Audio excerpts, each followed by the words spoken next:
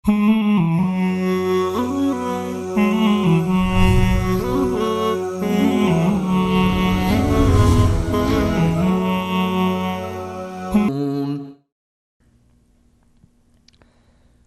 لله و الصلاة و السلام علی رسول الله و علی آله و صحبه و من والاه، اما بعد. السلام علیکم و رحمت الله و برکاته. بینندگان عزیز و گرامی، در خدمت شما هستم از قسمت دیگر از برنامه راهنمود سنت. بله بینندگان عزیز، در برنامه‌های گذشته در مورد تبرک مشروع به خدمت شما بینندگان مسائل و مطالبی مطرح کردید و بیان شد. در این برنامه ان شاء الله به توفیق خداوند جل جلاله بخشی از تبرکات ممنوع و غیر مشروع را به خدمت بینندگان عزیز بیان می کنم. البته قبل از هر چیز باید بینندگان گرامی ما بدانند که وقتی ما می گوییم تبرک غیر مشروع یا تبرک ممنوع، باید بدانند که ما با آن نوع تبرک ممنوع و غیر مشروع می گوییم که دلیل مستند از قرآن کریم و احادیث صحیح رسول الله صلی الله علیه و سلم نداشته باشد.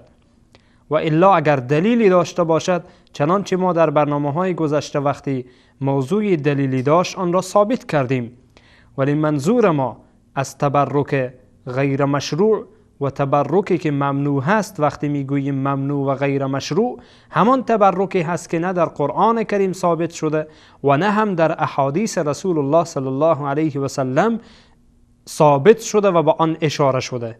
هیچ کدام از اینها وجود ندارد. پس بناهن ما با همچون تبرک میگوییم تبرک غیر مشروع، میگوییم تبرک ممنوع، میگوییم تبرکی که در قرآن کریم و در احادیث رسول الله صلی الله علیه و سلم رد بر آن گفته شده، تأییدی بر آن نیامده است.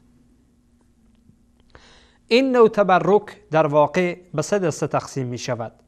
تبرک به رسول الله صلی الله علیه و سلم بعد از وفات پیامبر صلی الله علیه و سلم که گونه هایش را به خدمت بینندگان عزیز بیان می کنیم، البته چون تفصیلات داره. و همچنین تبرک به آثار صالحین و همچنین تبرک به کوها و درختها و دشتها و زمین و مکان و بقعه و قبر و فلان و فلان و به همین ترتیب چیزهایی که وجود دارد. در مورد تبرک به رسول الله صلی الله علیه و سلم بعد از فوتشان باید بدانید که منظور ما از تبرک بعد از فوت پیامبر صلی الله علیه و سلم وقتی میگوییم بدعت است یا منکر هست یا خلاف شرع هست، همان چیزی است که غیر از آن چیزهایی بود که ما بیان کردیم. مثلا ما در گذشته گفتیم، در برنامه‌های گذشته وقتی در مورد تبرک به رسول الله صلی الله علیه و سلم صحبت کردیم، گفتیم که تبرک به دو دسته تقسیم میشه. تبرک به رسول الله صلی الله علیه و سلم حسی و معنوی است. معنوی تا روز قیامت وجود دارد. هر کس اتباع از پیامبر علیه السلام بکنه در واقع تبرک جسته. و یا اینکه به آثار و به جسم رسول الله صلی الله علیه و سلم، با آثار پیامبر علیه السلام حتی بعد از فوتشان اشکال نداره. البته ما این نکته را بیان کردیم که آثار رسول الله صلی الله علیه و سلم امروز با آنگونه‌ای که باید باشه وجود نداره و از نظر تاریخی و از نظر روایتی به خدمت شما عزیزان و بینندگان گرامی در برنامه‌های گذشته مفصل در موردش صحبت شد و بیان کردید. حالا منظور ما از تبرک به رسول الله صلی الله علیه و سلم وقتی میگوییم بعد از فوتشان این حرام است و بدعت است یا گاهن شرک است، کدام نوع هست؟ با این خودش به چند دسته تقسیم می شود. مثلا تبرک به قبر رسول الله صلی الله علیه و سلم بدعت هست و گاهن به سوی شرک کشیده می شود. مثلا ما در مورد زیارت قبور حرفی نداریم. در مورد زیارت قبور کدام حرفی نداریم، ثبوت داره و سنت هست، اشکال نداره. رسول الله صلی الله علیه و سلم خودشان زیارت اهل بقیع رفتن، زیارت شهدای احد رفتن، اشکال نداره. و ما در این مورد حدیث صریح داریم که انشاءالله در بخش بدعات قبور این موضوع را مفصل به خدمت بینندگان عزیز بیان خواهیم کرد. اما متاسفانه در میان بعضی از مردم یک سری کارهای صورت میگیرد بنا به زیارت کردن قبر رسول الله صلی الله علیه و سلم که واقعا در شأن یک مسلمان نیست. یک مسلمان نباید آن کار را انجام بدهد، بلکه ما از دیدگاه قرآن و احادیث رسول الله صلی الله علیه و سلم خلاف آن را داریم. مثلا بعضا وقتی در نزد قبر رسول الله صلی الله علیه و سلم می روند، متاسفانه کارهای بدعی انجام می دهند. مثلا می روند از رسول خدا صلی الله علیه و سلم طلب دعا می کنند که این خطرناک است. ما قبلا در مورد این در بخش توسل مفصل صحبت کردیم. یا اینکه از رسول خدا صلی الله علیه و سلم مستقیما طلب می کنند که این هم انسان را در واقع از دایره اسلام بیرون می کند و ما مفصل در مورد این موضوع هم پرداختیم. و به همین ترتیب کارهایی می روند در نزد قبر پیامبر صلی الله علیه و سلم انجام می دهند، یا رو به طرف قبر پیامبر می کنند، دعا می کنند و پشت به طرف قبله. این هم کاری است منکر، کاری است بدعت که متاسفانه عده‌ای انجام می دهند و به تعبیر خودشان تبرک به قبر رسول الله صلی الله علیه و سلم می جویند. یا هم بعضا متاسفانه قبر رسول الله صلی الله علیه و سلم را یا پنجره های قبر پیامبر، حجره‌ای که پیامبر علیه السلام در آن دفنند، پنجره هایش را دست میکشند، مسح میکنند، میبوسند، که این هم از دیدگاه شرع مقدس اسلام رد است و هیچ نوع دلیلی وجود ندارد.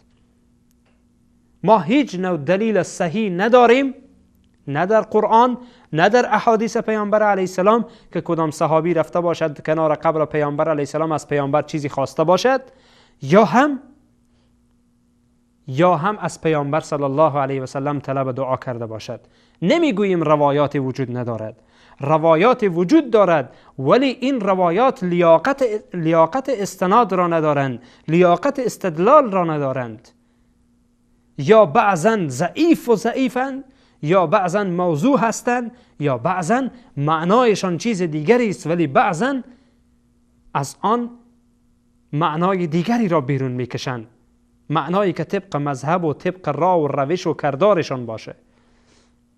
ولی روایت صحیح در این مورد اصلا و ابدا وجود ندارد که دلالت بر این کند که شخص رفته باشد از پیامبر تقاضا کرده باشد که این کفر مطلق هست، این شرک است، یا شخص رفته باشد از پیامبر علیه السلام طلب دعا کرده باشد. همچون چیزی وجود ندارد و در قرآن کریم ما خلافش را میبینیم.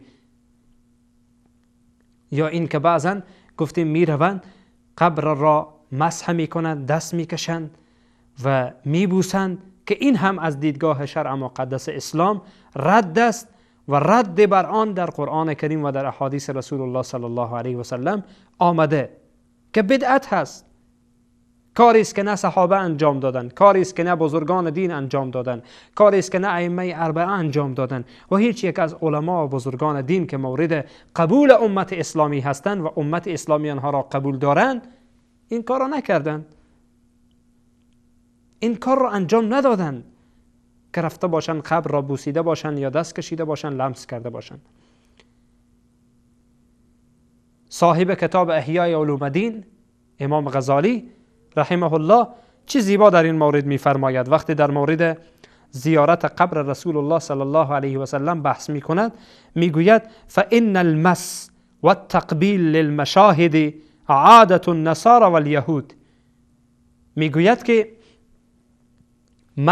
مس کردن، دست کشیدن به قبر، بوس کردن، میگه این از عادات یهود و نصارا است. ای مسلمان بیدار شو، این از عادات یهود و نصارا است. تو مسلمانی، برای تو مناسب نیست که عادات یهود و نصارا را انجام بدهی. تو یک مسلمانی، آنچه که رسول الله صلی الله علیه و سلم گفتن عمل کن، آنچه کتاب تو، قانون نامه تو، قرآن عظیم الشأن گفته آن را عمل بکن. تو را با عادات یهود و نصارا چی ربطی دارد؟ بعضا مسلمان ها نمیدانند متاسفانه.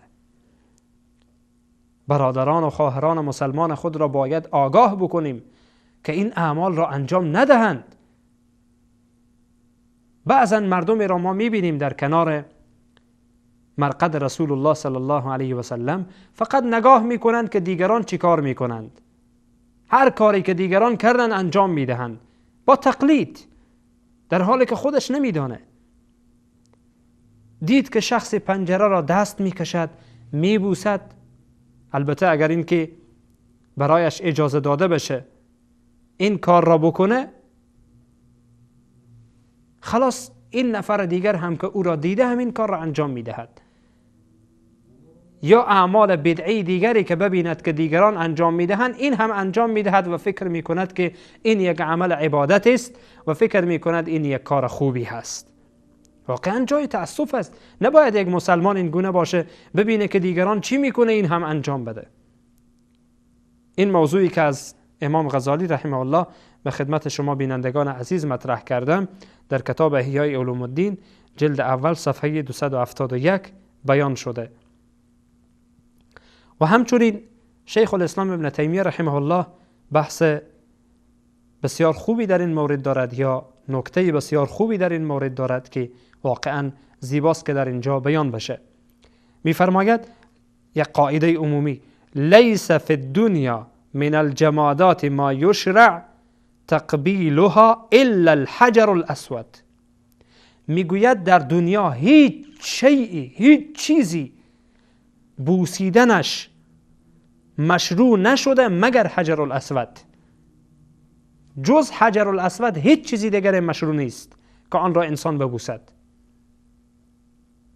حجر الاسود هم به خاطر سنت پیامبر علیه السلام، نه اینکه حجر الاسود برای انسان خیری برساند یا مشکل را از انسان رفع کند. فقط به خاطر اینکه رسول الله صلی الله علیه و سلم بوسیدن ما هم میبوسیم، تمام. دیگر کدام نفع و ضرر این سنگ برای ما نمیرساند. پس بناهن بینندگان عزیز و گرامی متوجه باشید به این موضوعات، توجه داشته باشید. به این اساس است که حضرات علما اینقدر تأکید میکنن به این موضوعات که ما از اینها پرهیز بکنیم، چون که اینها ذریعه برای شرک میشود. این قول حضرت امام ابن تیمیه رحمه الله که لیس فی الدنیا من الجمادات در مجموع الفتاوایشان آمده جلد 27 صفحه 79. و اقوال دیگر علما هم در این مورد فراوان هست که حضرات علما در این مورد درفشانی کردند که بینندگان عزیز کسی که دنبال تحقیق است میتوانه که مراجعه بکنه. پس بناهن هیچ دلیلی از قرآن و سنت پیامبر علیه السلام برای بوسیدن و برای مسح کردن قبر رسول خدا صلی الله علیه و سلم وجود ندارد و کسی که این کار را انجام میدهد در واقع مرتکب بدعت و خرافه‌ای می شود که در واقع خودش را گناهکار می کند. حالا اجازه بدین که میان برنامه از اتاق فرمان بگیریم و انشاءالله بعد از میان برنامه در ادامه بحث به خدمت بینندگان عزیز و گرامی خواهم بود.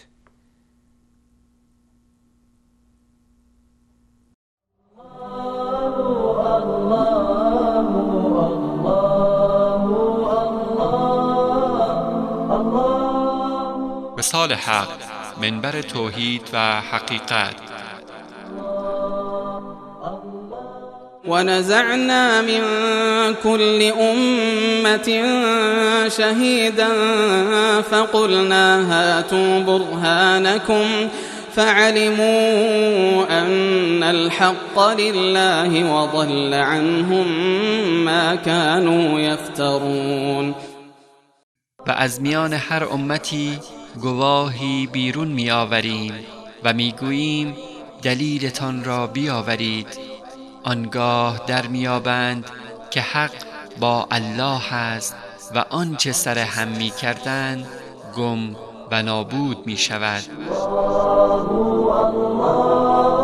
وصال حق، منبر توحید و حقیقت.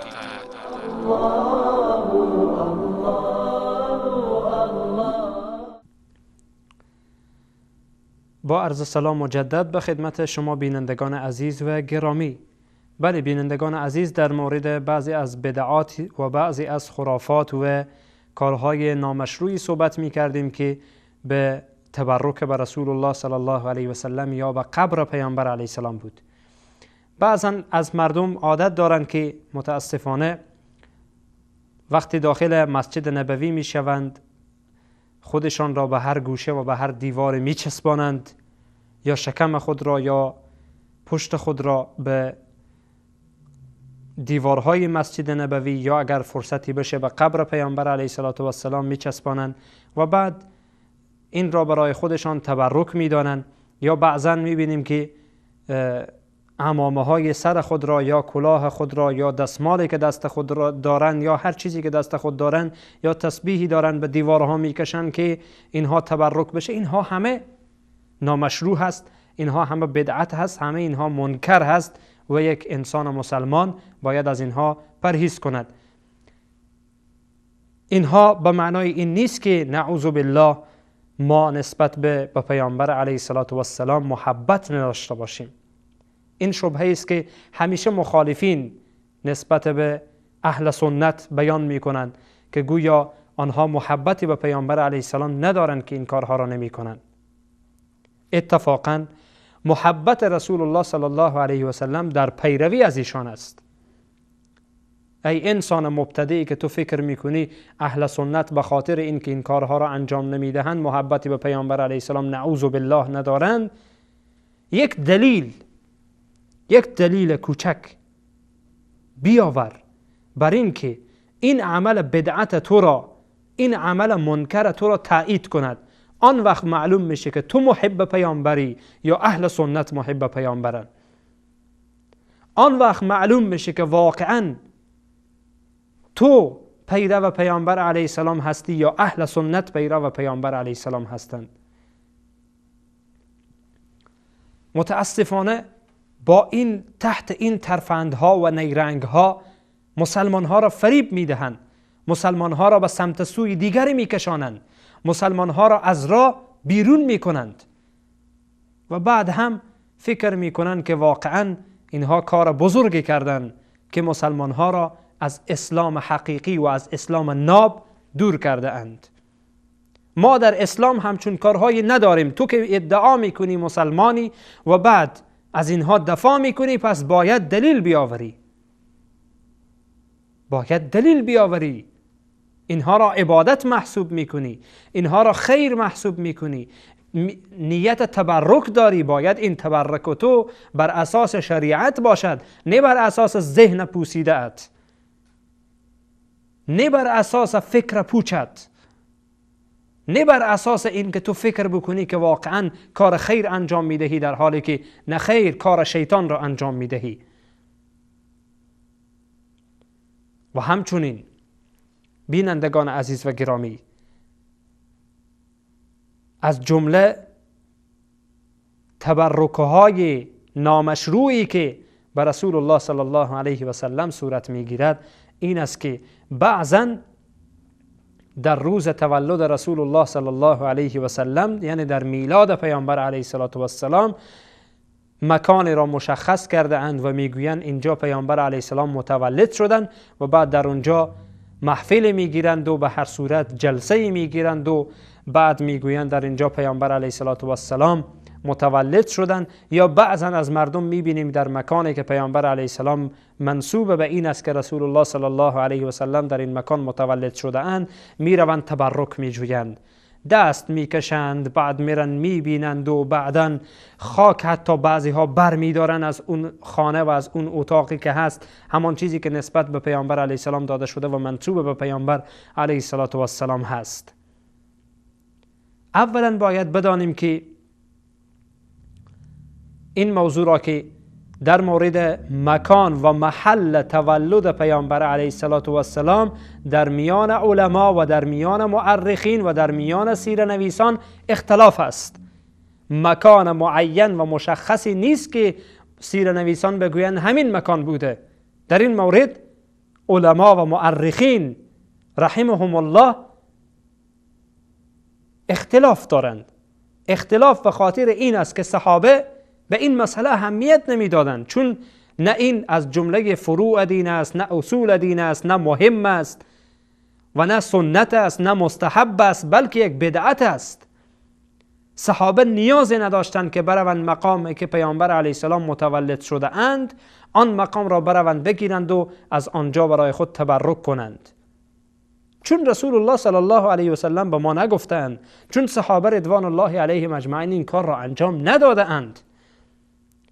بعضا استدلال میکنند که رسول الله صلی الله علیه و سلم وقتی که از سفر اسرا رفتن در مکانی که حضرت عیسی علیه السلام متولد شده بود در اونجا پیامبر 2 رکعت نماز خواندند، در حالی که یک دروغ است، هیچ نوع سند صحیح ندارد، بلکه برخلاف آن چیزی است که در احادیث صحیح آمده. در احادیث صحیح ثابت نشده که رسول الله صلی الله علیه و سلم در اونجا در مکان تولد حضرت عیسی علیه السلام نماز خوانده باشند.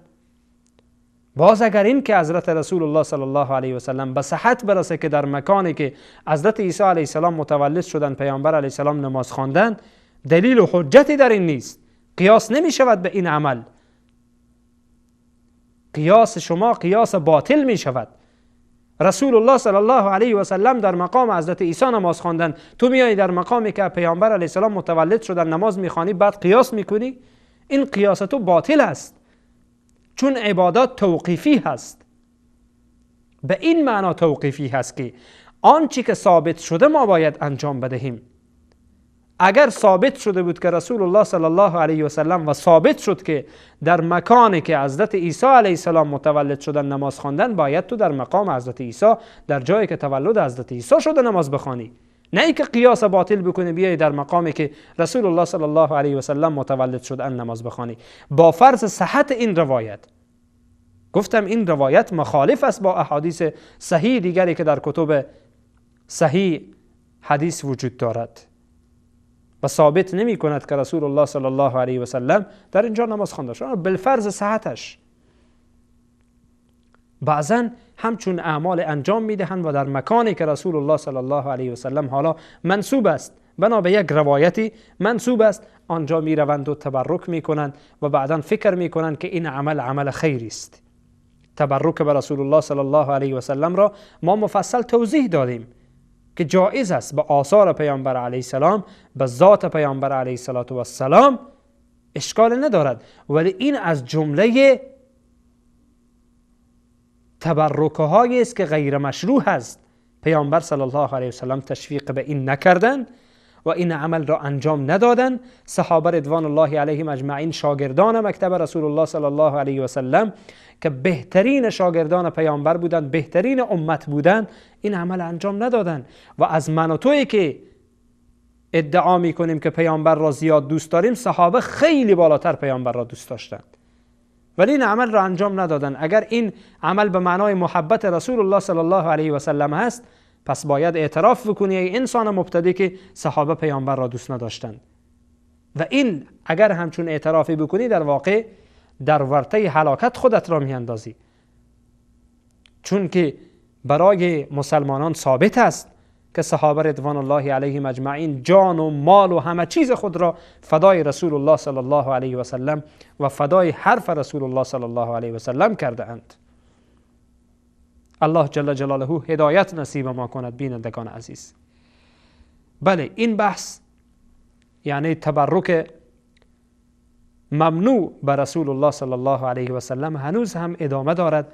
ان شاء الله در برنامه آینده هم به بعضی از این موضوعات خواهیم پرداخت.